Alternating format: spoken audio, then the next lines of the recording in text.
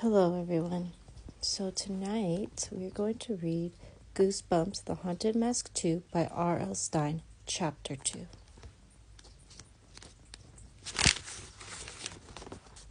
On my way home a few minutes later, I passed my friend Chuck's house. Chuck came running down the gravel driveway to greet me. I didn't really feel like talking to anyone, not even my friend, but there he was, so what could I do? Yo, Steve! He stopped halfway down the driveway. What happened? Why are you limping? Concrete, I groaned. He pulled off his black and red Cubs cap and scratched his thick brown hair. Huh? Concrete, I repeated weakly. The kids had a concrete soccer ball. Chuck squinted at me. I could see he still didn't understand. One of the kids lives across the street. He had his friends help roll a ball of concrete to the school, I explained, painted white and black to look like a soccer ball. Solid concrete.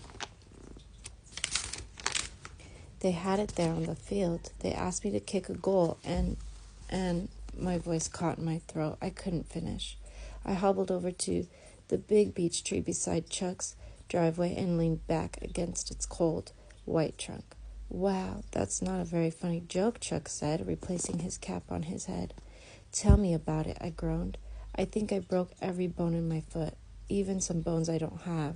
Those kids are animals, Chuck declared.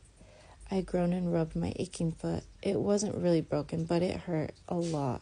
I shifted my backpack on my shoulders and leaned back against the tree.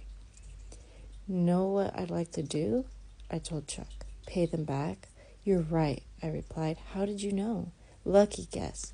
He stepped up beside me. I could see that he was thinking hard. Chuck always scrunches up his face when he's trying to think. It's almost Halloween, he said finally. Maybe we could think of some way to scare them.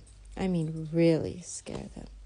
His dark eyes lit up with excitement. Well, maybe, I hesitated. They're just little kids. I don't want to do anything mean. My backpack felt weird, too full. I pulled it off my shoulder and lowered it to the ground. I leaned over and unzipped it, and about 10 million feathers came floating out. Those kids, Chuck exclaimed. I pulled open the backpack. All of my notebooks, all of my textbooks covered in sticky feathers. Those animals had glued feathers to my books. I tossed down the backpack and turned to Chuck. Maybe I do want to do something mean, I growled. A few days later, Chuck and I were walking home from the playground. It was a cold, windy afternoon. Dark storm clouds rose up in the distance. The storm clouds were too late to help me. I had just finished afternoon practice with the Hogs. It hadn't been a bad practice. It hadn't been a good practice either. Just as we started, Andrew Foster lowered his head and came at me full speed. He weighs about 1,000 pounds, and he was a very hard head. He plowed into my stomach and knocked the wind out of me. I rolled around on the ground for a few minutes, groaning and choking and gasping. The kids thought it was pretty funny. Andrew claimed it was an accident. I'm going to get you back, I vowed to myself. I don't know how, but I'm going to get you guys. Then Marnie Rosen jumped on my back and tore the collar off of my new winter coat.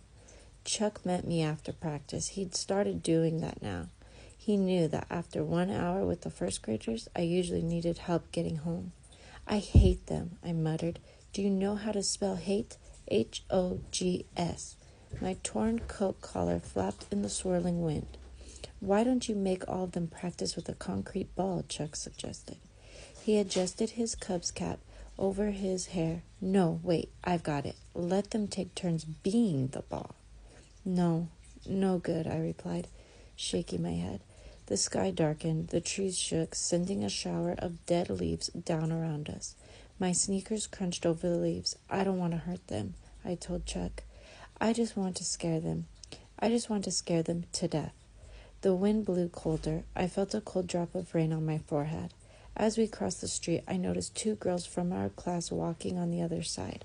I recognized Sabrina Mason's black ponytail swinging behind her as she hurried along the sidewalk. And next to her, I recognized her friend Carly Beth Caldwell. Hey, I started to call out to them, but I stopped. An idea flashed into my mind. Seeing Carly Beth, I knew how to scare those first graders. Seeing Carly Beth, I knew exactly what I wanted to do.